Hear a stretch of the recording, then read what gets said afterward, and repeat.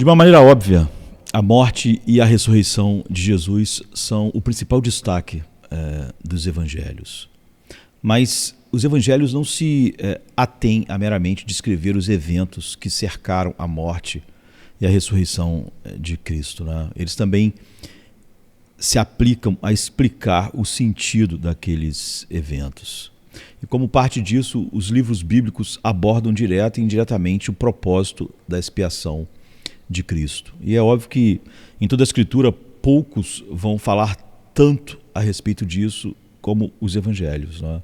Então os evangelhos sinóticos e o livro de João sempre estão falando para nós, não só contando a morte e a ressurreição, mas como explicando o que estava sendo feito naqueles eventos.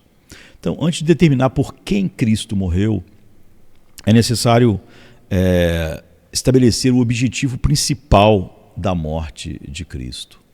E fazer isso dá um ponto de partida para a gente avaliar outros propósitos e benefícios da morte de Cristo, como é ensinada para a gente na Bíblia. De acordo com os evangelhos sinóticos e o livro de João, o objetivo principal da morte de Cristo é a manifestação definitiva da glória de Deus. Esse é o propósito. A glória de Deus é o propósito final, né, e central. Então o Filho glorifica o Pai realizando a obra deste, ou seja, o plano eterno do Pai, e o que é salvar eficazmente aqueles que o Pai deu a ele na eternidade. Então, os evangelhos eles enfatizam reiteradamente que tudo o que Cristo faz visa a glória do Pai. Por exemplo, em João 1,14, diz que um dos resultados da encarnação é que vejamos sua glória, a glória do unigênito do Pai, cheio de graça e de verdade. E ao se referir a Êxodo 33, 34, João afirma que a mesma glória exibida a Moisés é agora visível no Verbo encarnado de maneira definitiva. E apenas poucos versos depois, João explica mais, né, que o mesmo Verbo, agora na carne, né, o Verbo se fez carne, o Verbo se fez conhecido. O verbo grego usado aqui, né, significa prover informação detalhada de uma maneira sistemática, informar, relatar, contar plenamente. Então, o ponto importante que João está formulando é que, como verbo que se fez carne, Jesus Cristo é a mais plena revelação de Deus como tal. E João pretende que nós, né, os leitores, a gente veja que tudo o que Jesus diz e faz é uma manifestação da glória de Deus. Então, não surpreende quando os sinais miraculosos de Jesus são entendidos como uma exibição, como parte, não é? Como uma exibição de parte dessa glória. Então, após Jesus, por exemplo, converter a água em vinho durante as bodas de Caná, que é o primeiro milagre, não é, de Cristo, João explica como com este milagre, né, ali de transformar a água em vinho, deu Jesus o princípio a seus sinais em Caná da Galileia e manifestou a sua glória, e os seus discípulos creram nele. João 2,11. Então, essa afirmação é mais que cronológica, né? Porque, como está falando aqui, deu início, ela indica que, em algum sentido, esse primeiro sinal é paradigmático, né, para todos os outros milagres de Jesus. Ou seja, todos os milagres têm o mesmo objetivo. Ele não é a cura em si ou o casamento que ficou sem vinho, mas manifestar a glória de Deus, né, e manifestar Ele como o Verbo encarnado. Então, repetidamente, nos evangelhos, o povo responde aos milagres de Jesus. A gente vê isso em vários lugares, como Lucas 5, 25, 26, 7, 16, 13, 13, um monte de lugares. E responde também ao ensino, a gente diria, de Cristo, em Lucas 14, 15, glorificando a Deus. Mas então, a gente precisa ir além, né? Em relação ao número de sinais que Jesus realizou, muitos se recusaram a crer nele, apesar disso, como João 12, 37 diz. Então, mesmo Jesus Cristo sendo a expressão definitiva da glória de Deus, a maioria não creu nele em razão da dureza do seu coração. Ou seja, só uma obra eficaz do Espírito Santo, mesmo diante de evidências, não como agora, não é você crer, como Pedro diz, não vendo, no entanto, creram, e não vendo agora, no entanto, o amam com alegria indizível e cheia de glória. Isso é uma obra eficaz do Espírito Santo no coração de um homem que estava morto em deles os pecados, mas nem vendo realmente, diretamente, os sinais, alguém poderia crer por causa da dureza do seu coração, sem uma obra eficaz do Espírito Santo. Então a exibição mais clara da glória de Deus é a morte, ressurreição e a ascensão de Cristo. Do começo ao fim dos evangelhos, a glória de Deus é especialmente ligada a esses eventos distintos na vida dele, na vida de Cristo. Por exemplo, a transfiguração é apresentada como uma visão prévia da glória de Jesus, né? Da glória que Jesus terá uma vez que seu êxodo se cumpra em Jerusalém, como está em Lucas 9, a partir do 28. Então, em seu evangelho, João usa o verbo glorificar, não é, como uma forma concisa para a morte e a ressurreição de Jesus. Por exemplo, em João 7, 39, em João 12, 16, como ele iria glorificar o Pai. Não é? E dois textos claros se destacam entre esses muitos. Em João 12, em resposta a alguns gregos que procuravam ver Jesus, Jesus responde: vem a hora em que o Filho do Homem será glorificado. Ele está falando da sua morte. Não é? João 12, 23. E o contexto deixa claro que Jesus tem em vista a morte e a ressurreição. Então, primeiro, a analogia do trigo caindo na terra, morrendo e produzindo fruto, retrata a sua morte e ressurreição. Verso 12, 24. E depois, no 12, 28, Jesus pede ao Pai: Pai, glorifica o teu nome. E o Pai responde a essa oração: eu o glorifiquei e ainda o glorificarei. Vários versos depois, Jesus responde: eu, quando for levantado da terra, atrairei todos a mim. No versículo 32. E João explica que Jesus disse isso para mostrar que tipo de morte estava para morrer, no verso seguinte.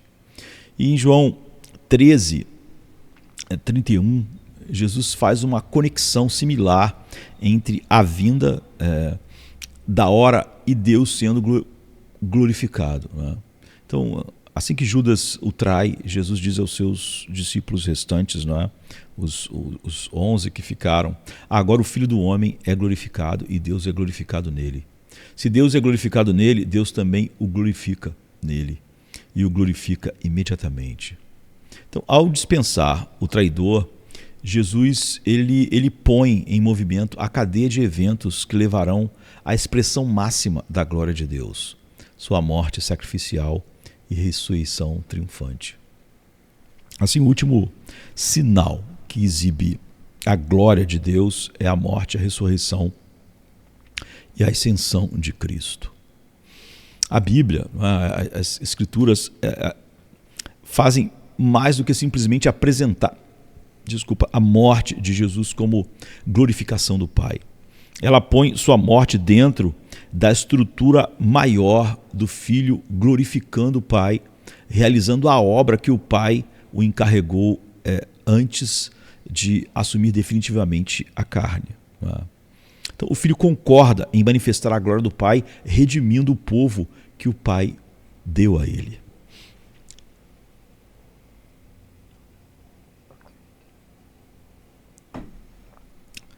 E como resultado, essas pessoas redimidas, né, os eleitos, participarão da comunhão intratrinitariana, partilhada pelo Pai e o Filho e o Espírito por toda a eternidade. Então, diversas passagens em João descrevem esse acordo, essa aliança, né? Mas 3 são particularmente importantes. A primeira está no discurso famoso, né, do pão da vida, João 6, de 22 até 58, em que Jesus ele explica a obra de que o Pai o encarregou. Depois de identificar-se como o pão da vida, ou se identificar como o pão da vida, Jesus começa a fazer algumas afirmações. Ele diz: todo aquele que o Pai me dá, esse virá a mim. E o que vem a mim, de modo nenhum o lançarei fora. Porque eu nasci do céu não para fazer a minha própria vontade, sim a vontade daquele que me enviou. E a vontade dele, né, do Pai, daquele que me enviou, é essa, que nenhum eu perca de todos os que ele me deu. Pelo contrário, eu o ressuscitarei no último dia. E ele continua com afirmações bem firmes e definidas e inconfundíveis, né? Ninguém pode vir a mim se o Pai que me enviou não o trouxer, e eu o ressuscitarei no último dia.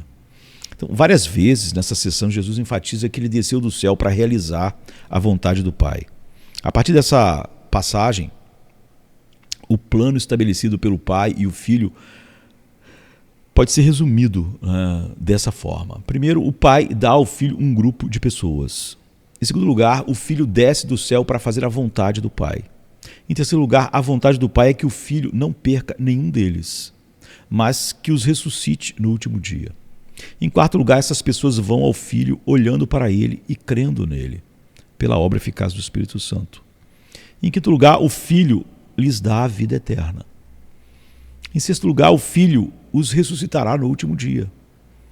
Em sétimo lugar, ninguém pode ir ao Filho a menos que o Pai que enviou o Filho os traga. Assim, é a eleição que o Pai fez de um grupo específico que define quem vai ao Filho e é ressuscitado no último dia.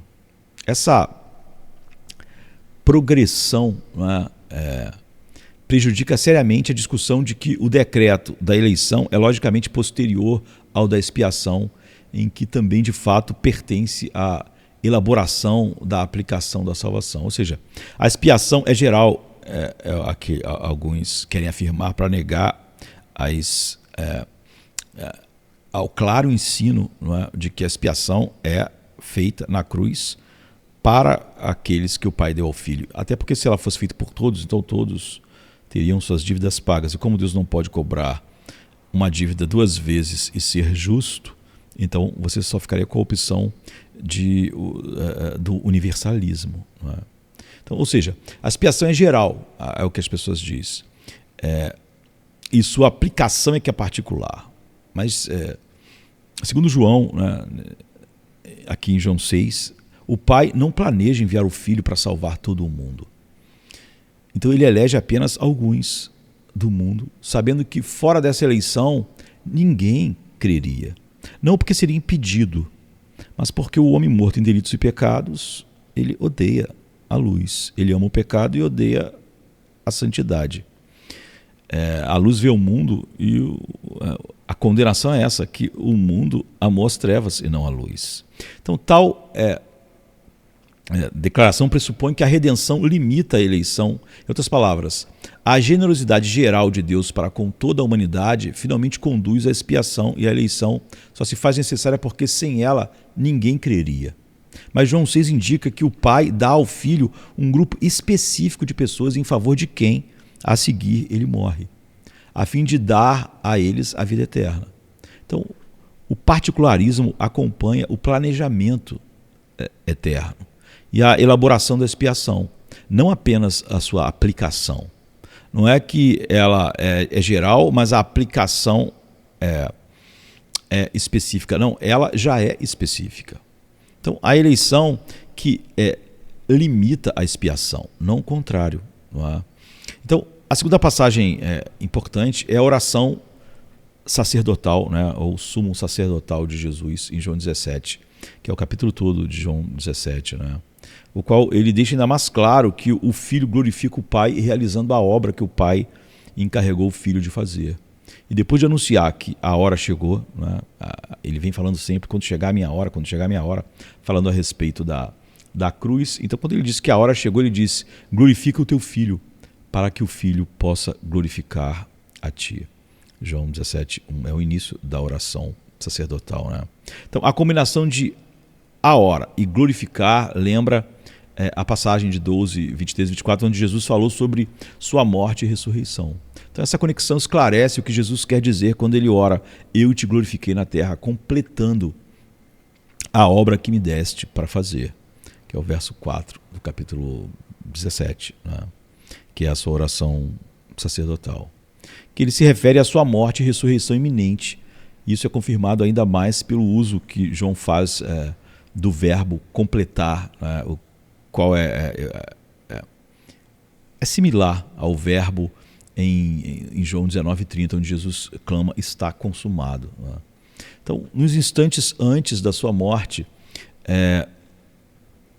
ele diz que está completado, que está acabado. Indica que a consumação da obra é o meio pelo qual Jesus glorifica o Pai. Assim, a conexão é direta, clara, né, límpida. O Filho glorifica o Pai completando a obra de que o Pai o encarregou, o que envolve sua morte e sua ressurreição. Mas enquanto a gente pode dizer que o foco, né, a obra em pauta, evidentemente, é a cruz, o contexto maior de João 17 indica que está em vista mais do que isso. Jesus afirma que manifestou o nome do Pai àqueles a quem me deste, a quem o Pai deu a ele, a quem me deste do mundo. E ele vai deixar claro que ele não está orando pelo mundo, né? Mas por aqueles que o Pai deu a ele do mundo. Verso 6 do capítulo 17. Então ele lhes deu a palavra que o Pai deu a ele, verso 8. E ele os guardou eles em nome do Pai. Então a glória que ele teve junto ao Pai, agora tem dado também aos seus discípulos. É o que ele diz no verso 22. Por isso, agora ele ora para que o Pai os guarde. Né? Verso 11 e 15. Mas também os una e cumpra a alegria neles, que os santifique e permita que eles vejam e participem da sua glória. Tudo isso está nesta oração de João 17. Então, no intervalo, ele envia eles ao mundo justamente como o Pai enviou ele mesmo ao mundo. Assim, a obra que Jesus realiza a fim de glorificar o Pai, embora com certeza está centrada na cruz, abarca tudo que Jesus faz para garantir que as pessoas que o Pai deu a ele do mundo estejam com o Filho e participem e partilhem da glória que o Filho partilhava com o Pai antes da fundação do mundo. Então, essa é a totalidade dessa obra que Cristo afirma ter consumado, quando ele diz está consumado, expiando os pecados daqueles a quem o Pai lhe deu e orando por eles como o seu sumo sacerdote, a fim de conduzir todos eles, como ele mesmo disse, sem perder nenhum, à glória. E a totalidade dessa obra, expiação e intercessão, é aplicada àqueles a quem o Pai deu a ele, ou deu ao Filho. Aliás, é com base na obra do Filho que o Pai os atrairá. E alegar que Cristo faz expiação pelos pecados de todos, mas aplica essa expiação somente aos eleitos, vai de encontro à totalidade da obra que Cristo realiza para glorificar o Pai. Essa alegação, ela também representa, né, algo importante. Ela apresenta as pessoas da Trindade atuando com propósitos cruzados entre si. Ou seja, o Pai destina a expiação a cobrir os pecados dos eleitos. Mas o Filho vai e faz a expiação por todos. Mas o Espírito Santo aplica somente aos eleitos. Ou seja, há propósitos contrários e se chocando na Trindade. Então, em contraste, João 17 enfatiza que não, só a totalidade da obra que Cristo eficazmente realizou para a glória do Pai, mas também a harmonia trinitária em planejar, realizar e aplicar essa glória aos eleitos. E a terceira passagem importante é a sala do trono na visão de Apocalipse 4:11, que também é de João, né? E 5:14. João dá um quadro adicional de Cristo glorificando o Pai, realizando a obra de que este o encarregou de realizar na aliança eterna. Então, a Bíblia diz como o leão da tribo de Judá, né, o 5:5, e o cordeiro em pé como se fora morto, ou seja, ele tem as cicatrizes da morte, né? Cristo é o único digno de tomar o livro escrito por dentro e por fora, selado com 7 selos. Então,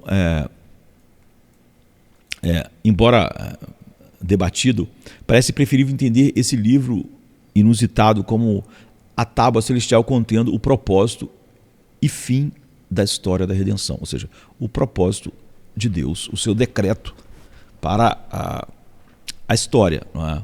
Então, como o leão e o cordeiro, o filho é digno de abrir este livro porque somente ele tem a autoridade de executar o plano divino de redenção, que era o plano eterno do Pai.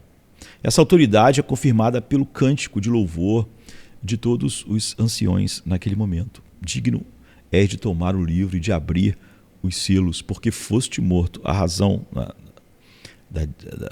porque eles estão cantando que ele é digno. E com o teu sangue compraste para Deus os que procedem de toda tribo, língua, nação. E para nosso Deus os constituíste reino e sacerdotes, e eles reinarão sobre a terra. Apocalipse 5, 9 e 10. Então, 2 fatores desse cântico dos anciões são dignos de nós atentarmos. Primeiro, a morte sacrificial de Cristo é o foco do que o Cordeiro fez para consumar o plano eterno de Deus, ou os decretos de Deus, ou o plano redentor de Deus, como tal. E ele é o meio pelo qual o Filho traz a glória do Pai. A segunda coisa é que sua morte resgatou pessoas que Deus, em outras palavras, a salvação deles foi primeiramente a promoção de seus próprios propósitos de Deus, sendo o principal propósito que pela morte de Cristo, ele agora é digno de participar da única glória e louvor que pertence exclusivamente a Deus. Isso é inicialmente percebido quando as miríades de anjos no texto, né, e toda a criação junto, no capítulo 5 aqui de Apocalipse, se unem para atribuir dignidade ao Cordeiro que foi morto, mas que aguarda a consumação para seu cumprimento final. Desse texto emerge um hermético esquema, não é, do plano redentor de Deus. Primeiro, o Pai determina exibir sua glória, não é? E vai fazer isso através de mostrar a glória da sua graça, na sua sabedoria infinita, aquilo que mais manifestaria a sua glória. Em segundo lugar, o Filho executa o plano, dando sua vida em resgate de pessoas para o Pai, não todas as pessoas, mas pessoas de cada tribo e língua e povo e nação. Em terceiro lugar, o Filho faz dessas pessoas resgatadas um reino e sacerdotes para Deus, que reina sobre a terra. Em quarto lugar, o resultado é que toda a criação enaltece a glória do Pai e do Filho. Esse é o alvo, né? O propósito, o rumo ao qual Deus está dirigindo toda a história da redenção. Por isso ele decretou a história da redenção. Então, uma vez mais, é óbvio que o Filho glorifica o Pai, concretizando a obra que o Pai encarregou a ele. Vários textos em João, como João 10, 18, 12, 49, 50, 14, a partir do 30, esses textos eles testificam o acordo redentor entre o Pai e o Filho, ou a aliança eterna. Mas os textos considerados previamente são suficientes para mostrar não só que tal aliança existe, mas que também é um quadro geral pelo qual a encarnação, vida, ministério, morte, ressurreição e a ascensão devem ser entendidas, sem o que essas coisas não podem ser entendidas verdadeiramente. Então, o objetivo último dessa aliança era exibir a glória do Pai a toda a criação, de modo que ele fosse adorado da maneira mais completa e que manifesta a glória dele da maneira mais completa a toda a criação. Então, o Filho executa esse plano redimindo aqueles a quem o Pai deu a ele através de sua vida, morte, ressurreição e ascensão. Deu a ele para que, através dessas coisas, todas as coisas fossem feitas para aquele fim, aquele propósito final. Então, porque o Filho realiza toda a obra que o Pai o enviou para fazer, sem falhar em absolutamente nada, seu povo será um com o Pai e o Filho, vendo a glória que eles partilhavam antes da fundação do mundo. Como resultado, ambos, né, o Pai e o Filho, recebem incessante louvor no céu agora, já, né, nesse instante, em antecipação ao dia em que toda a criação vai reconhecer a glória de Deus exibida na redenção do seu povo, habitando em um universo transformado. Então, quando entendida contra esse plano de fundo, se torna claro que a exibição da glória de Deus depende de que o Filho realize eficazmente tudo que for necessário para a redenção do seu povo, ou seja, cada um daqueles que o Pai deu ao Filho. Jesus afirma com toda a clareza: e eu, quando for levantado da terra, atrairei todos a mim mesmo. João 12:32. Então, a construção prótase, apódose, mostra que há um elo necessário entre o evento da redenção e a sua aplicação. Então, quando chega a redenção, é dito, não nos encontramos numa esfera do fugaz ou do condicional. Ela pode acontecer ou não dependendo do que homens mortos em delitos e pecados vão fazer, e sim na esfera da história sobre a fiel promessa de Deus feita a si mesmo e, portanto, a nós, né? Ou seja, a todos que o Pai deu ao Filho. Se um daqueles a quem o Pai deu ao Filho se perder, então Deus não recebe toda a glória que merece, porque a exibição da sua glória depende de que todos os que o Pai deu ao Filho, todos os eleitos, serem um com o Pai e o Filho, partilhando da glória deles eternamente. Então, visto que o Filho realiza de maneira eficaz ou eficiente, né, ou eficientemente tudo o que se faz necessário, só dessa maneira Deus é glorificado como a fonte, agente e objetivo da nossa salvação. Então, elaborar a questão do propósito da expiação como uma diferença entre a intenção de salvar a todos, como o arminianismo diz, ou os eleitos, como o Evangelho Reformado diz, todos os reformadores, enfim. Simplesmente, se você não for além, você perde algo ainda maior, né?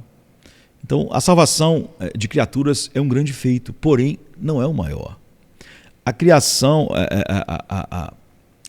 a salvação dessas criaturas não é o alvo final, não é o propósito final, né? Que é, na verdade, a majestade de Deus e sua promulgação, né? Ou seja, a manifestação da sua glória, né? Da glória da sua graça, da glória da sua misericórdia. Terei misericórdia de quem eu tiver misericórdia, né? Isso diante de todos que merecem apenas a sua condenação. Então a salvação ocorre como parte da autoexposição divina. Seu objetivo principal é a reiteração da majestade de Deus e a glorificação dele por todas as criaturas. Então a soteriologia tem seu lugar dentro, a gente pode dizer, da teologia do Mysterium Trinitatis, não é? Como é chamado, ou seja, do mistério da Trindade, ou seja, as riquezas inerentes e comunicadas da vida de Deus como Pai, Filho e Espírito Santo.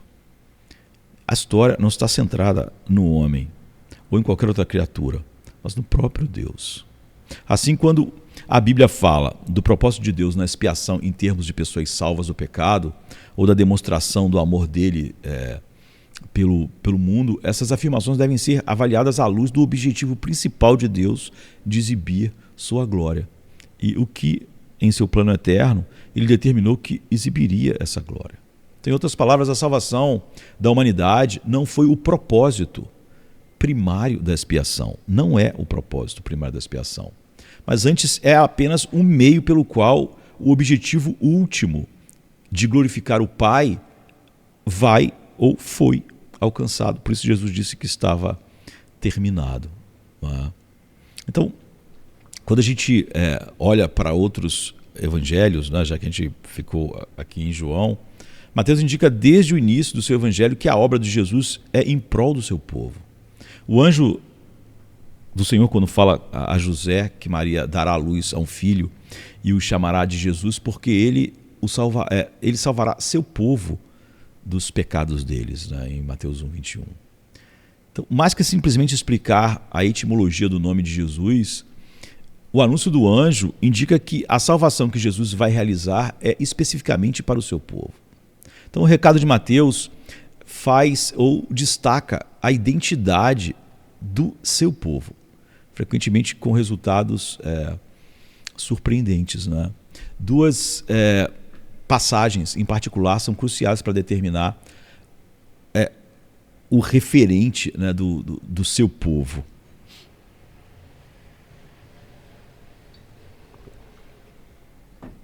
A primeira é Mateus 20:28, né? Um pouco antes da entrada triunfal de Jesus em Jerusalém, ou a entrada final, né? Jesus responde à solicitação de Tiago e de João pelos lugares de honra no reino messiânico, em Mateus 20, a partir do 20. E ao contrastar a grandeza do reino com a grandeza dessa era, Jesus ele aponta para seu próprio exemplo, quando afirma que o Filho do Homem não veio para ser servido, mas para servir e dar a sua vida em resgate de muitos. Não é? Então, embora seja possível tomar muitos como sinônimo de todos, não é? Há razões para ver uma referência mais estreita. Não é? Primeiro, é bem provável que Jesus ecoe a linguagem de Isaías, em Isaías 52:13 até o 53:12, um texto bem conhecido, em que o servo morre em favor dos muitos. Então, dentro daquela passagem, os muitos, né, ali em Isaías, se referem àqueles a quem a obra salvífica do servo realmente é aplicada, incluindo não só os judeus, mas também as muitas nações, como está no capítulo 22:15. Então, segundo a linguagem de resgate, indica o pagamento de um preço específico, que é a vida de Jesus, pela libertação de um povo específico, né, que são esses muitos. Então, sua vida é dada em troca dos muitos, não de todos, sem exceção. Que é óbvio, se fosse paga, então todos estariam comprados, né, e a redenção teria sido feita por todos, né? Então, a segunda passagem é Mateus 26:28. Durante a última ceia, Jesus oferece a seus discípulos o cálice e ele explica o que o cálice significa. Ele diz: isto é o meu sangue, né? Esse é o sangue da aliança que é derramado por muitos para o perdão de pecados.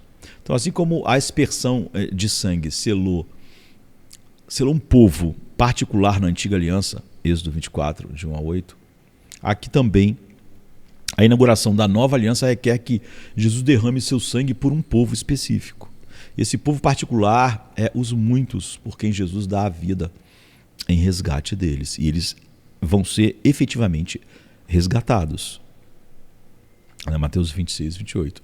Então, a combinação de muitos e perdão de pecados, aqui nesse texto, forja um elo de volta ao anúncio do anjo, né, em 1:21, de que Jesus salvará o seu povo de seus pecados. E, além do mais, essa combinação traz outra vez a obra do servo sofredor de Isaías 53. Então, o seu povo, em Mateus 1:21, que ele salvaria o seu povo do pecado, fica ainda mais claro pelos muitos, em Mateus 20:28 e 26:28, por quem Jesus morre para perdoar seus pecados. Como o cumprimento da esperança do Antigo Testamento, Jesus sela a nova aliança com o resgate de um povo particular de sua servidão ao pecado através da sua morte e ressurreição. Então, esses textos eles enfatizam a morte de Jesus por um grupo particular de pessoas e não pela humanidade em geral. Mesmo sem levar em conta se o termo usado é muitos ou seu povo, o ponto que permanece é o mesmo. Jesus deu a vida como resgate do povo escatológico de Deus, composto de judeus e gentios que serão chamados a crer nele. a gente encontra em João o mesmo tipo de afirmação particularista, né? Mas diferente dos evangelhos sinóticos, né? Mateus, Marcos e Lucas. João, ele também inclui muitas afirmações sobre a eleição que Deus fez a um povo particular para receber os benefícios da morte de Jesus. Então, além do famoso capítulo de João 6, o qual a gente já falou, as outras passagens são particularmente significativas, né? Em João 10. Por exemplo, em João 10, a partir do verso 11. Jesus se apresenta como o bom pastor que dá a sua vida pelas ovelhas. Tá? Pelas suas ovelhas. 10, 11. E Jesus descreve essas ovelhas. E ele descreve essas ovelhas como minhas, as quais o conhecem. Assim como o Pai me conhece e eu conheço o Pai. Versículo 15.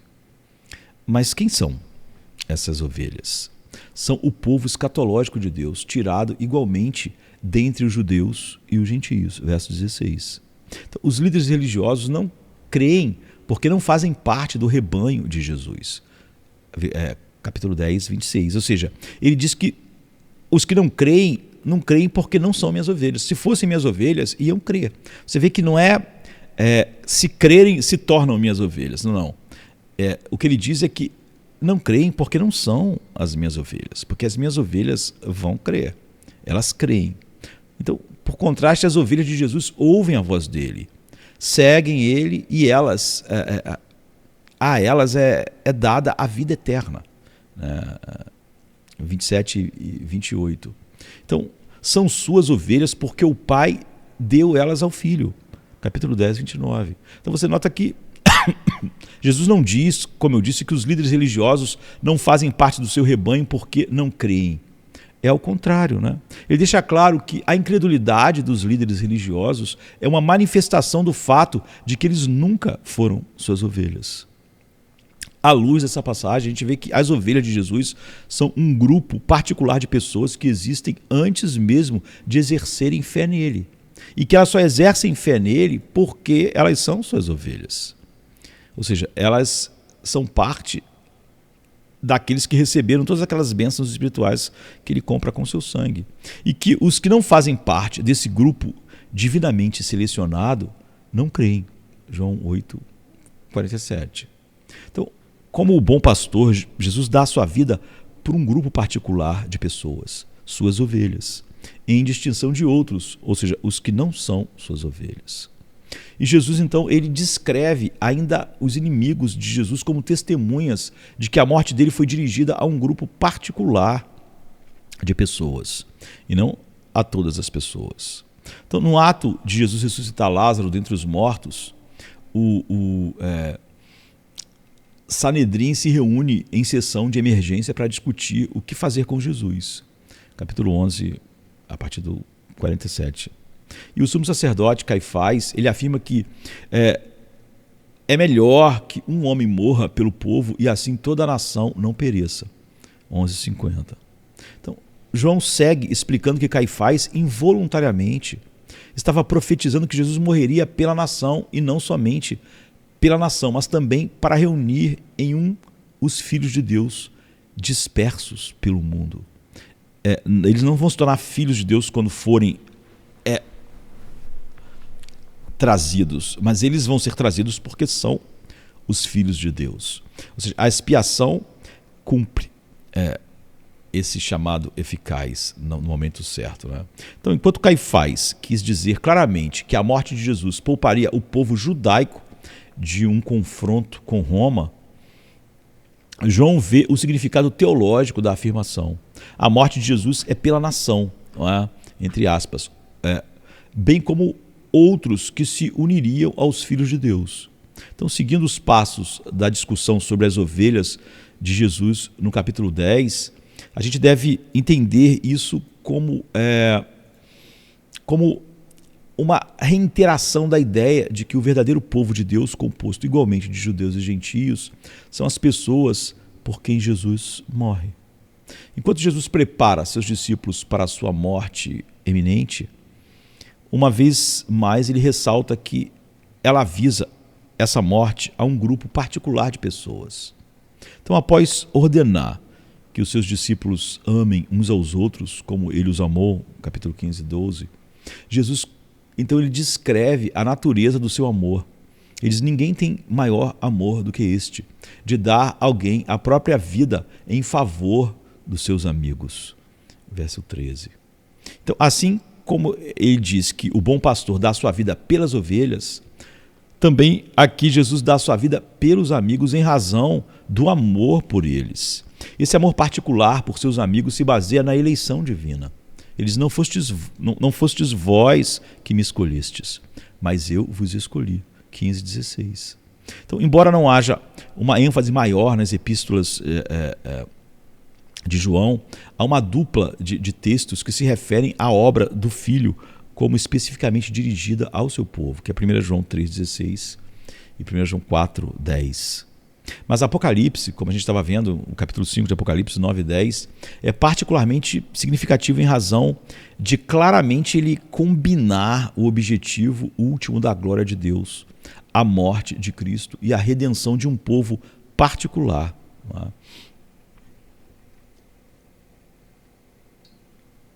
Deixa eu ver meu tempo aqui. Então, as criaturas celestiais, eles cantam que com o próprio sangue o Cordeiro resgatou um povo particular, não o mundo inteiro. São comprados, né, de cada tribo e língua e povo e nação. Não é comprada cada tribo e língua e povo e nação, mas um povo de cada tribo, língua, povo e nação. O texto não diz que Cristo resgatou toda a tribo e língua e povo e nação, mas ao contrário, dentre cada tribo e língua e povo e nação. Então, essa não é uma redenção de todas as pessoas sem exceção, mas de todos sem distinção. Ou seja, elas não estão sendo salvas por cada raça, da tribo, da língua e da nação, mas da soberana escolha do Pai. Então, quando a gente vê o texto, por exemplo, 14, 3, 4, há alusão a Êxodo 19, por exemplo, Êxodo 19, 5. Deixa claro que essas pessoas em particular, elas são feitas um reino e sacerdotes para Deus. Então, esses vários textos, extraídos primeiramente dos escritos de João e também fluindo, né, por textos dos evangelhos sinóticos, né, que são Mateus, Marcos, Lucas e João. Pode ser que alguém... Mateus, Marcos e Lucas, pode ser que alguém não saiba, né? A gente fica falando assim, evangelhos sinóticos, demonstram que quando Jesus viveu, morreu, ressuscitou e ascendeu e intercedeu, ele fez isso por um grupo particular de pessoas. E esse grupo é mencionado variadamente como seu povo, a igreja, os muitos, suas ovelhas, os filhos de Deus e seus amigos. Na sua oração sacerdotal, em João 17, ele diz: não rogo pelo mundo, mas por aqueles que me deste do mundo. Então são aqueles a quem o Pai deu ao Filho antes da fundação do mundo, antes que ele viesse à Terra, e a quem o Pai agora atrai, de modo que eles venham eficazmente ao Filho.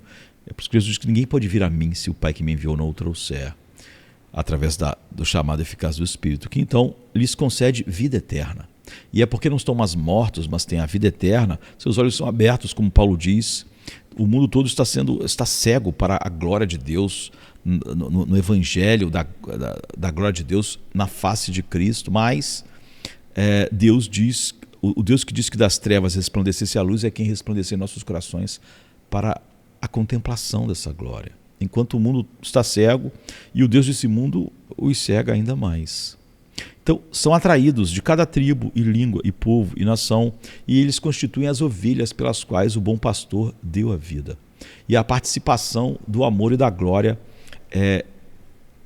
intratrinitários, né, que era o propósito de Deus para a manifestação da glória infinita de Deus por toda a eternidade. Então, lado a lado com esses vários textos que a gente viu hoje, né, a gente quer voltar a esse assunto algumas vezes, há outros que enfatizam o escopo universal, a gente podia dizer assim, da obra de Cristo, o que parece meio universalista, né, entre aspas, enfatizando que aqueles a quem o Pai deu ao Filho não são limitados a um só grupo étnico particular, mas, ao contrário, são atraídos de toda a humanidade. Nesse sentido, é que são homens que vão estar realmente espalhados por toda a humanidade, sem distinção por nada que seja... nada os tenha distinguido, nem qual é a sua tribo, língua, nação, cultura, grau de educação, enfim, todas as coisas, a não ser a vontade soberana do Pai. Né? E nos evangelhos sinóticos e no livro de Atos, diversos textos nos quais a oferta de perdão através do evangelho é feita a todos, por exemplo, Mateus 11, 28, 24, 14, Atos 1, 8. Os defensores de uma expiação universal reivindicam que esses textos excluem a expiação definida. Né? Por exemplo, há quem diga assim: como pode Deus autorizar os seus servos que ofereçam perdão aos não eleitos se Cristo não o comprou para eles? Então, os defensores da expiação limitada, ele diz, atribuem o problema a Deus, que dizem, lhes disse em sua palavra que Cristo morreu somente pelos eleitos e que devem oferecer salvação a todos. Eles o honram crendo docilmente, sem qualquer tentativa de conciliar essas coisas. Então essa é uma acusação feita ao claro ensino da expiação limitada ou definida para os eleitos. Então, que o evangelho deve ser pregado a todos indiscriminadamente é claro e inegável. Entretanto, esses textos nada têm a dizer diretamente sobre a extensão da expiação. Quando o texto fala diretamente sobre o assunto, ele é bem claro, como a gente viu em João. Então, simplesmente, esses textos enfatizam a necessidade de se pregar o evangelho a qualquer um e a todos que ouvirem. Não é? Até porque não é revelado a nenhum de nós quem são os eleitos de Deus. Paulo diz que o evangelho será cheiro de morte para os que são os que ouvem, não é? E não creem, mas para outros será cheiro de vida. Paulo diz que o evangelho é um escândalo para os judeus e loucura para os gregos, mas para os que são chamados é o poder de Deus. Só nos que são chamados. É óbvio que esses chamados não é a pregação, porque ele é um escândalo para os judeus e uma loucura para os gregos. Então eles não estão sendo chamados no sentido que Paulo está dizendo, mas para os que são chamados não é nem loucura nem escândalo, mas é o poder de Deus. Então não há contradição bíblica ou contradição lógica em dizer que Cristo morreu por um grupo particular de pessoas, enquanto ao mesmo tempo afirmar que essas boas notícias devem ser pregadas a todas as pessoas sem distinção.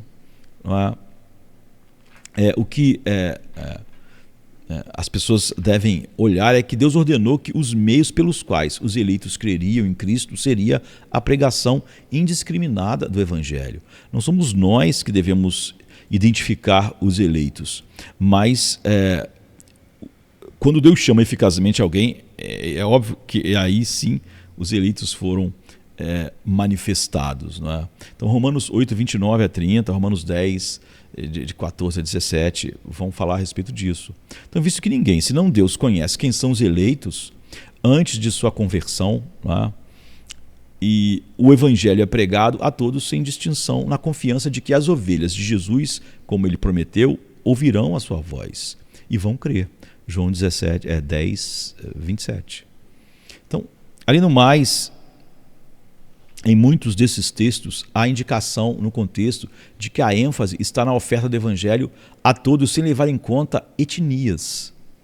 E esse é claramente o destaque, por exemplo, em Mateus 24, 14 e Mateus 28, a partir do 18, onde a frase "a todas as nações" é usada de maneira explícita. Né?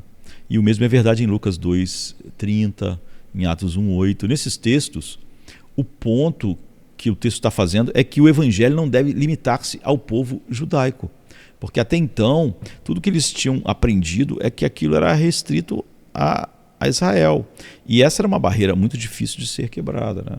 Mas deve ser proclamado a todos os povos da terra. De maneira adicional, Mateus 11, 28, né, e seu contexto assim, próximo, eles entrelaçam particularmente a oferta indiscriminada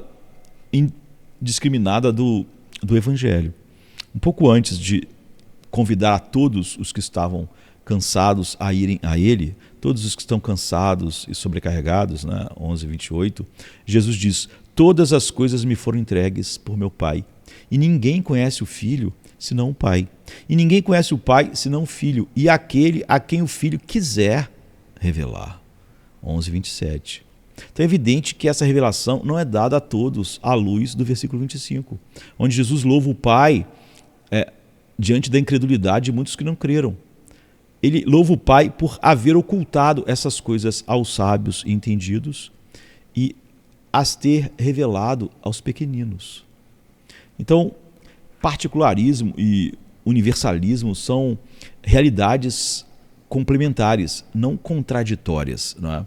O fato de ter que pregar o evangelho a todos, não é? De maneira nenhuma é contraditório com o fato de que essa é a maneira pela qual Deus chamará eficazmente os eleitos.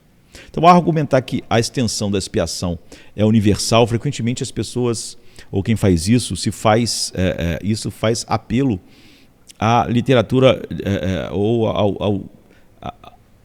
ao livro de João. Não é? Isso é compreensível quando há um número de textos que enfatizam o escopo universal da obra redentora de Deus através de Cristo. No entanto, quando entendidos dentro do contexto maior dos escritos de João, esses textos são realmente entendidos como uma ênfase de que a expiação se estende para além dos judeus e inclui pessoas de todas as tribos, línguas e nações. Então, o uso da palavra cosmos, não é? Que é traduzida como mundo, no livro de João, é fundamental nessa discussão. Não é? E das 186 vezes que essa palavra ocorre no Novo Testamento, 105 são da pena de João. Como se espera, cosmo é usada de várias e diferentes maneiras e somente o contexto pode determinar qual sentido ela tem num versículo particular. Eu quero fazer depois uma série de meditações apenas em um verso da Bíblia, que é muito distorcido, não é? Ao se basear em inferências e não no que o texto está ensinando, que é João 3,16. Mas uma maneira comum de categorizar os usos é dividir esses usos nas ocorrências entre as nuances positivas, neutras ou negativas. Mas essa abordagem só tem valor limitado. Não é? Por quê? Em primeiro lugar, não há ocorrências positivas sem ambiguidades. Em segundo lugar, mesmo quando uma ocorrência possa ser classificada como neutra, com muita frequência há ocorrências mais estritas. Não é? Então, embora uma das passagens compreendidas preserve uma ênfase neutra, a vasta maioria é decididamente negativa. Então, o mundo, ou frequentemente este mundo, por exemplo, em João 8:23, 9:39, 11:9, ou 18:36, não é o universo, mas a ordem criada, especialmente dos seres humanos e das atividades humanas, em rebelião contra o seu Criador. Por exemplo, a gente pode ver isso em João 1:10, 7:7, 14:17, mais um monte de outras passagens, porque João realmente usa várias vezes. Então, para a gente ter uma organização nesses poucos minutos que nós ainda temos, a gente pode visualizar 3 diferentes categorias do uso de cosmo da pena, na pena de João. Né? Mas ao fazer isso, nós devemos lembrar que alguns exemplos poderiam se adequar a mais que uma só categoria. E como resultado nós devemos nos precaver de não as ver como mutuamente exclusivas. Não é? Então a primeira categoria se encontra onde cosmos se refere ao mundo como o palco da obra redentora de Deus por meio de Cristo. E a gente vê isso introduzido como a verdadeira luz que veio ao mundo. Não é? João 1:9 e 10 e João 9:5. Ele é aquele a quem o Pai santificou e enviou ao mundo. João 10:36. e como sua Páscoa final se aproximava, né? Sabendo Jesus que era chegada a sua hora de partir deste mundo para o Pai, tendo amado os seus que estavam no mundo, 13, 1 e 16, 28, você vê que a maneira com que a palavra mundo está sendo usada. Então, diversos outros textos poderiam ser catalogados, mas o ponto que é importante ser fixado e é suficiente e suficientemente claro: o mundo é o palco onde Deus realiza seus propósitos redentores em Cristo e por meio dele. Todavia, a gente tem que notar que mesmo nessas passagens onde cosmo parece ter um sentido neutro, as nuances negativas nunca são completamente ausentes. Por exemplo, mesmo o sentido aparentemente neutro de cosmo em João 1, 9 e 10 introduz uma rejeição que a palavra experimenta. Como resultado, quando João diz do cosmo que não conhece o Filho de Deus, que não conhece a Deus, que não crê, o mundo que o odeia, em algum sentido o cosmo está sendo personificado como o grande oponente do Redentor na história da salvação. Então, cosmo expresso dessa forma, ele vai se colocar como o poder opositor da revelação. A soma de todos e de tudo o que se põe, o que põe a sua face de forma inflexível, dura, contra a revelação de Deus.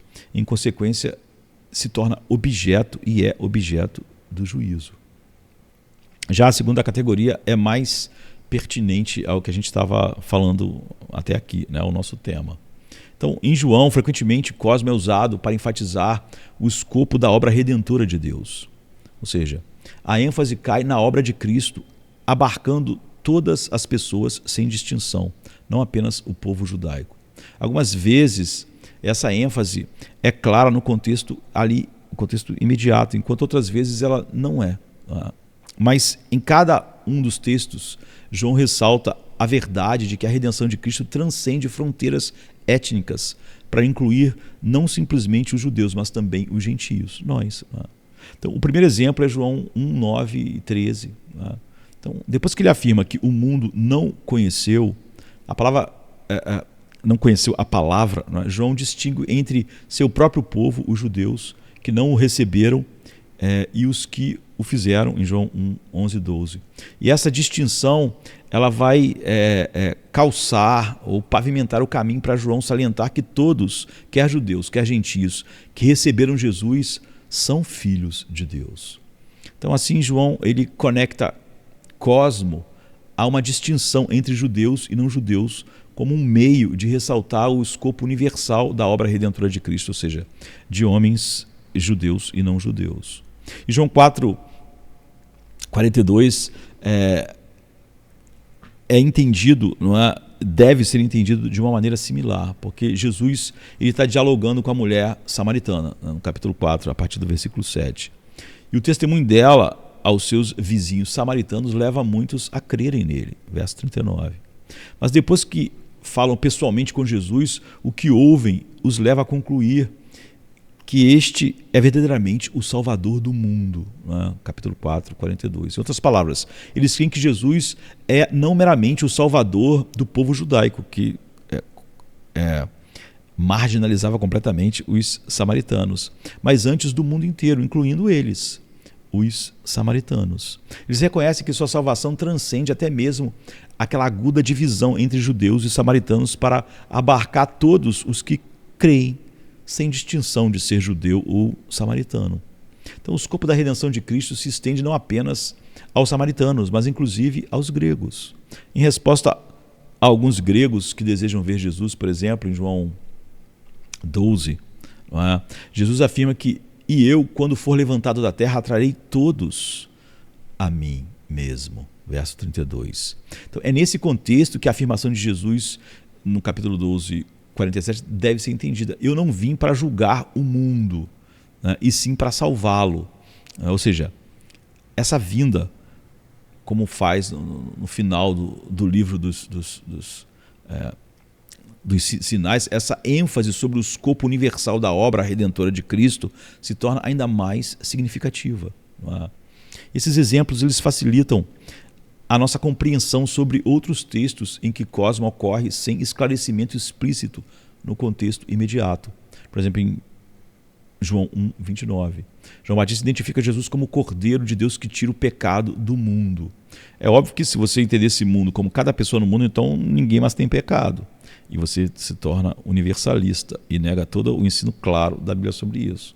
Então, embora seja fato que no contexto nada há que indique o significado de cosmo, os outros numerosos usos restritos devem ser levados aqui em conta de maneira séria, né?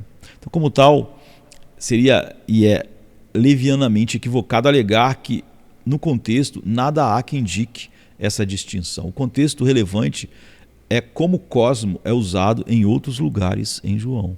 Então, assim, o ponto dessa afirmação não é que Jesus removerá o pecado de cada pessoa do mundo, sem exceção, ou seja, universalista, se tornar universalista, né?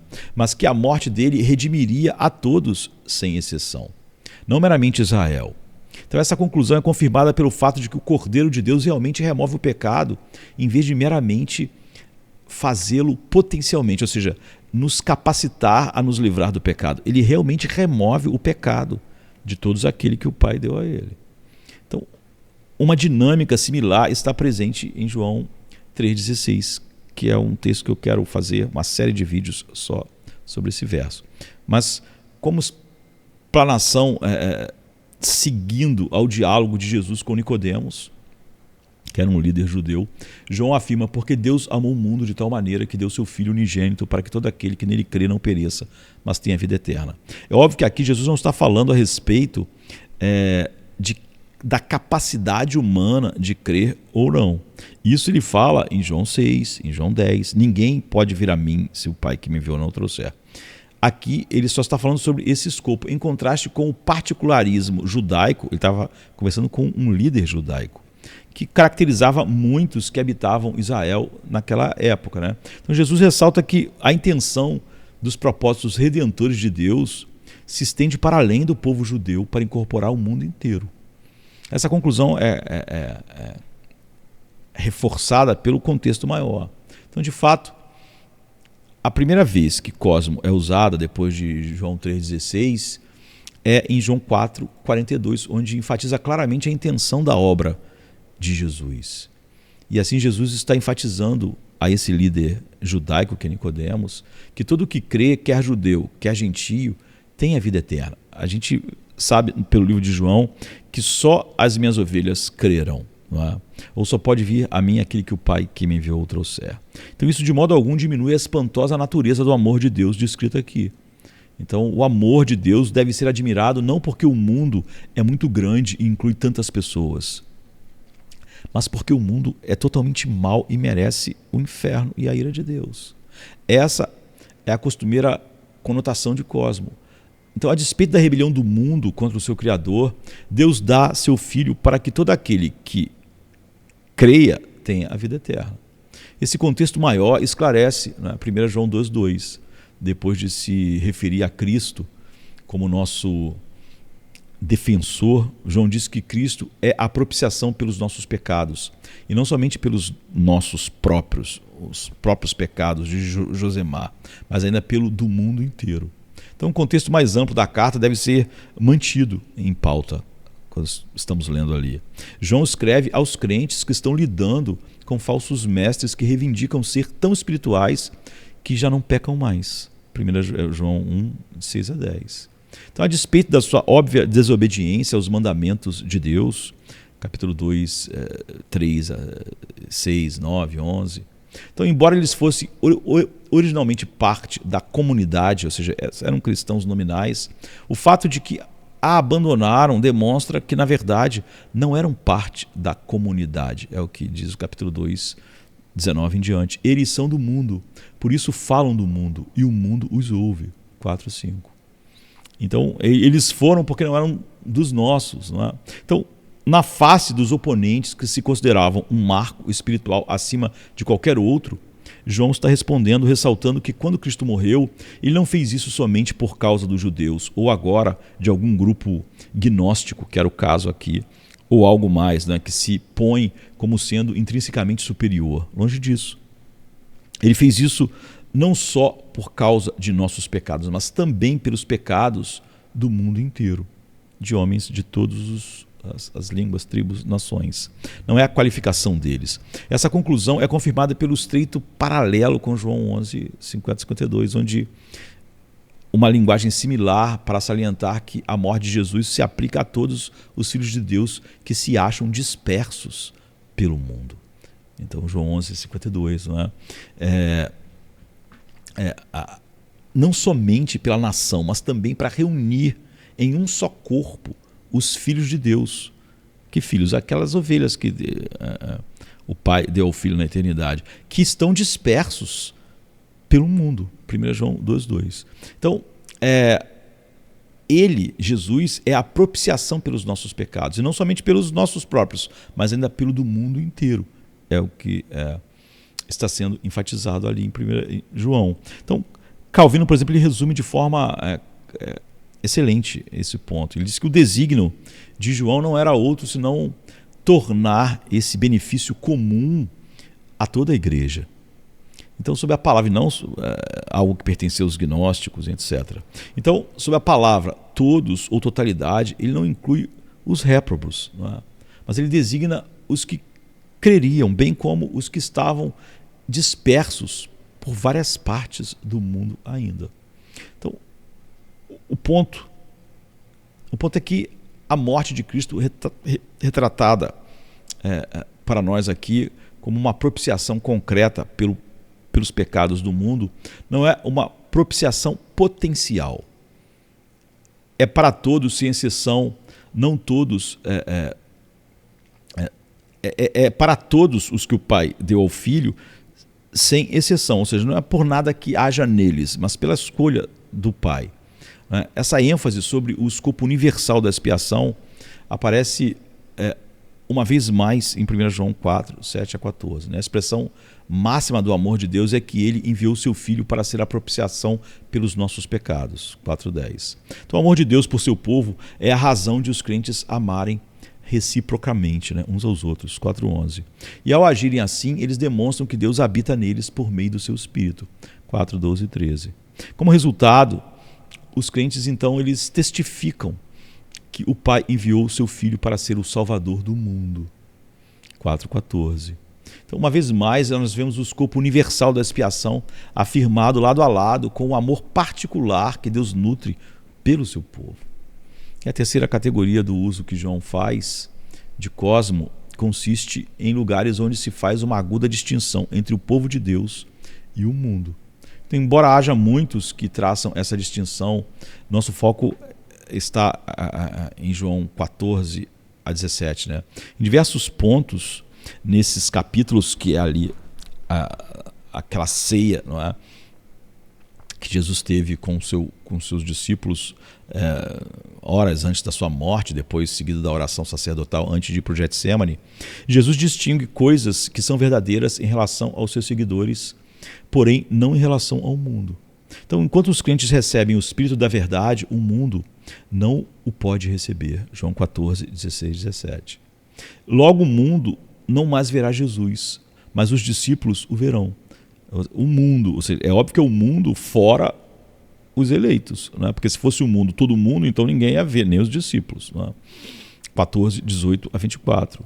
Eles devem esperar ódio da parte do mundo, porque eles não são do mundo, mas antes foram escolhidos do mundo.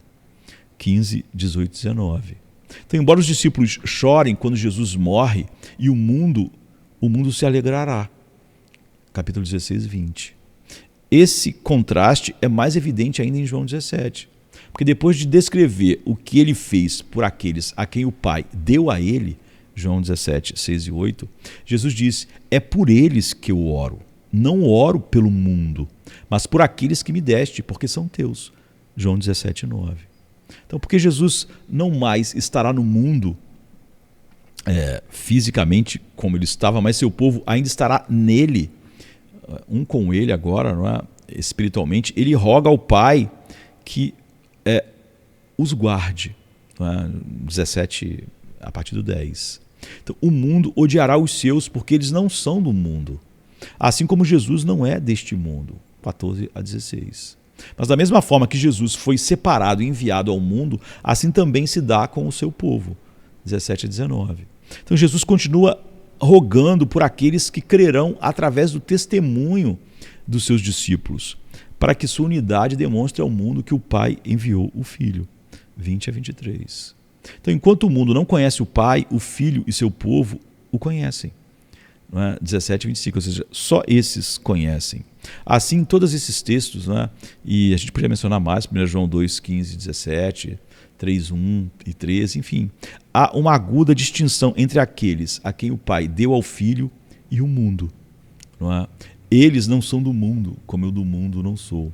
Então, ao orar explicitamente por seu povo e não pelo mundo, eu rogo por eles e não pelo mundo, em João 17, 9, Jesus deixa claro que sua obra redentora, incluindo encarnação, vida, ministério, morte, intercessão, como ele está fazendo na oração aqui, ressurreição e exaltação, é feita particularmente para seu povo, em contraste com o mundo. Eu não rogo pelo mundo. Então as ovelhas de Jesus experimentam os benesses de sua obra de uma maneira que o mundo nem perceberia, né? E não receberia.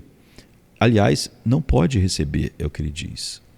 Assim, à luz dessa exame breve, né, do qual a gente vai voltar mais e mais profundamente, Cosmo é usado nos escritos de João simplesmente não se mostra como alguns defensores da expiação universal, que é uma heresia clara, né? Fazem que o mundo significa mundo, como se fosse autoevidente que Cosmo se refere a todos sem exceção, ou daqueles que pregam uma expiação apenas potencial, uma expiação que não faz nada, ou seja, não pode de maneira nenhuma glorificar a Deus, já que a glorificação de Deus é a eficácia de todo o propósito, o plano de Deus, sem que nenhuma das suas ovelhas se perca. Então, se refere muitas pessoas usam a palavra mundo e se referindo como algo autoevidente, que se refere a todos sem exceção, em vez de todos sem distinção. Ou seja, não é nada no próprio homem que distingue ele a não ser a escolha de Deus. Quando os fariseus exclamam, vede que nada aproveitam, eis vai o mundo após ele. Está dizendo que o mundo inteiro está indo após Jesus, João 12, 19. Certamente não quer dizer que cada pessoa, sem exceção, foi atrás de Jesus, né? Ou quando Jesus diz ao sumo sacerdote, eu tenho falado francamente ao mundo, em João 18, 20, é a mesma palavra, né? Evidentemente, Jesus não quer dizer que ele falou a cada pessoa, sem exceção, ele nem saiu dali, né? Da Palestina, estava lá todos os impérios, o Império Romano, e essas nunca ouviram Jesus. Como resultado, quando textos como João 1,29 falam de Jesus como o Cordeiro de Deus que tira o pecado do mundo, não é verdade que isso deve e só pode significar que Jesus fez a expiação possível para cada pessoa. Cada vez que a gente olha a Bíblia, a gente deve olhar com seriedade. Não é? Ela nunca pode negar as doutrinas claras estabelecidas. Não é? E só o contexto pode determinar o que, por exemplo, cosmo, essa palavra que é usada de tantas maneiras diferentes, significa. E não nenhum pressuposto a priori quando a gente vê a palavra. Então, essa reiterada insistência de que a morte de Cristo não é meramente para o povo judeu, mas se estende a todas as pessoas, sem distinção, ou seja, se ela é judeu ou se é gentia, é uma gloriosa verdade. Jesus não é meramente o Messias judaico, mas em última análise, ele é o Salvador do mundo, né? João 4, 42. Ele salva homens de todas as tribos, línguas e nações. Em razão disso, o Evangelho pode ser livre e indiscriminadamente pregado a todos na confiança de que aqueles a quem o Pai deu ao Filho são tomados dentre os judeus e os gentios igualmente, e que o Pai vai atrair eles a Cristo eficazmente. Então, quando o Pai enviou o Filho ao mundo, seu objetivo principal foi exibir a glória de Deus, a glória eterna de Deus. E em sua sabedoria, como eu disse, a sua sabedoria infinita e perfeita, ele ia mostrar a glória da sua graça como aquilo que mais glorificaria ele por todos os séculos da eternidade. E o meio escolhido para glorificar o Pai foi a morte do Filho pelas pessoas a quem o Pai deu ao Filho antecipadamente, ou seja, na aliança eterna, na aliança entre o Pai, o Filho e o Espírito Santo na eternidade. Esses eleitos são tirados de toda a tribo e língua e povo para constituir o único povo de Deus. E o Filho de Deus intercede por seu povo, a fim de assegurar que, de fato, eles experimentassem tudo o que o Pai destina a eles. Eu não rogo pelo mundo, eu rogo por aqueles que me deste. Então essa conclusão não exclui as bênçãos não salvíficas que os não eleitos experimentam como resultado da morte de Cristo. Tampouco nega que Deus ama a sua criação apóstata ou invalida a genuína oferta do Evangelho a todas as nações. Deus, de outras formas, não com amor salvífico, ama a criação. Não é? Como o amor em nós mesmos é muito matizado. Não é? Quando eu digo assim, eu amo minha esposa e eu amo meus filhos, ninguém imagina que eu amo meus filhos com o mesmo amor que eu amo minha esposa, que é o amor de marido e mulher, de homem e mulher. E o amor que eu tenho pelos meus filhos é diferente. O amor que eu tenho pelos meus amigos é diferente. Né? O amor que eu tenho pelos meus cachorros, e tenho muitos, tenho 11, é diferente. O amor que eu tenho pelos irmãos é diferente. Então, mesmo em mim, que não sou uma pessoa tão... uma pessoa pequena e comum, né? O amor, cada vez que a pessoa pensa no Josemar amando, ele deve entender que há diferentes formas com que esse amor está sendo dito. Não é? Quando eu falo que amo marmelada, eu não amo marmelada, mas que eu amo chocolate e café, ninguém imagina que eu amo chocolate e café como amo meus filhos, ou como amo a minha esposa, ou como amo a Deus. É óbvio que, apesar de nós estarmos usando a mesma palavra amor, estamos usando de maneiras diferentes. Então, quando Deus mostra a sua bondade por toda a criação, é uma manifestação de amor, mas não do amor salvífico. Não é? Então, simplesmente, quando nós estamos falando sobre o amor de Deus manifestado antes da fundação do mundo, aqueles que ele escolheu, é esse amor específico. Não é? Então, o objetivo principal da expiação está centrada em Deus e não no homem. Não é? O Filho desceu do céu a fim de glorificar seu Pai, fazendo sua vontade, que era salvar aqueles a quem o Pai deu a ele. A única resposta apropriada de nossa parte é adorar uma realidade que é captada nessas palavras reveladas a nós, que são suficientes para entendermos o propósito de Deus, ainda que não possamos compreender finalmente ou de maneira final a mente de Deus. Não é? Então, a gente exalta a Deus pela glória da sua graça sendo manifestada, porque isso vai mostrar nos séculos vindouros essa glória de uma maneira tão profunda que nós vamos ver a glória que Cristo tinha com o Pai, a glória da Trindade, não é? Antes da fundação do mundo, e vamos participar dessa glória. E então ele ressurgiu vitorioso da luta ali, depois daqueles 3 dias, por aqueles que ele veio salvar. A morte dele realizou algo definitivo. E não depende de nada e nem de ninguém, né? Mas ele mesmo. É da vontade do meu Pai que eu não perca nenhum daqueles que ele me deu. Porque só a salvação de cada um dos que o Pai deu a ele, ou seja, a perfeita obra que o Pai incumbiu a ele, vai glorificar o Pai. Ou seja, vai cumprir o plano eterno de Deus. Então nós cantamos a glória, não é? Dele que morreu para oferecer a vida e vive para fazer com que cada um desses agora seja chamado, justificado, santificado e finalmente glorificado.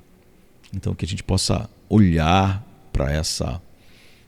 Você vê, essa doutrina não é uma doutrina que você possa depois dizer no fim, olha, mas isso não é essencial. Isso é a essência do Evangelho. Então nós estamos falando sobre a doutrina da expiação limitada, ou alguns preferem definida, e você não pode dizer que você pode crer diferente e ainda está crendo no Evangelho. Isso é o coração do Evangelho, é o plano eterno de Deus pelo qual Jesus veio ao mundo. Se você tira isso, você não tem mais o Evangelho. Amém. Vamos voltar a esse assunto outras vezes ainda. Amém, queridos. Amém. É sexta-feira chega trazendo a noite em seu manto. Jesus em súplicas, enquanto Pedro sucumbe ao encanto do sono. Judas, com seu beijo, selou o destino. Traição que esboça o pranto. No silêncio da noite, a esperança parece se esconder, mas o eco do domingo aos poucos começa a nascer. Pilatos em sua indecisão, o sinédrio em conspiração, a turba em escárnio desconhece a ressurreição.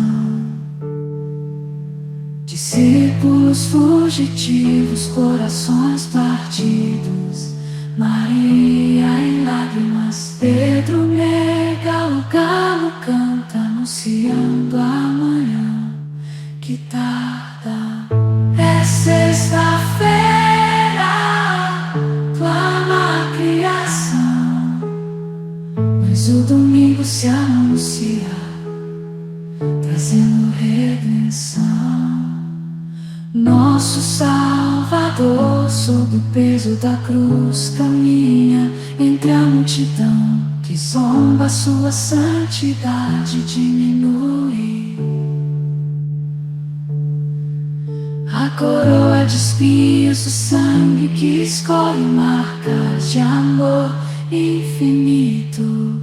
É sexta-feira, mas a esperança do domingo não está tão distante.